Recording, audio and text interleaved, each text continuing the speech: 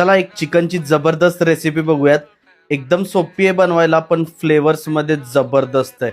Texture एकदम creamy. नक्की बनवायचे तुम्हाला. आधी चिकनला थोडंसं मीठ, हळद आणि लिंबू लावून मॅरिनेट करून ठेवून द्यायचं आहे. साधारण अर्धा तास ते 1 तास ठेवा. नंतर एक हिरवं वाटण करायचं आहे. कोथिंबीर, हिरवी मिरची, आलं, लसूण, थोडीशी त्यामध्ये चिंच आणि खडे मसाले, दालचिनी, जिरं आणि मोहरी. एक पेस्ट करायची त्याची. नंतर एका कढईत तेल, त्यामध्ये कांदा आणि मीठ ॲड करायचं आहे. छान परतून घ्यायचं आहे. नंतर आपली हिरवी जी ग्रीन पेस्ट आपण केली ती ॲड करायची. एकदा पेस्ट परतली की मॅरिनेट केलेलं चिकन. आता चिकन थोडं शिजू द्यायचं आहे, त्यासाठी पाणी ॲड करा.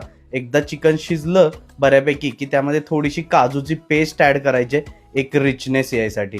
आता इथेच रेसिपी बास केली तरी चालेल, नाहीतर वरून थोडासा तुपात बेडगी मिरची आणि कसुरी मेथीचा तडका दिला तर फ्लेवर नेक्स्ट लेवल लागतात. एकदा ही रेसिपी ट्राय करून बघा, नक्की तुम्हाला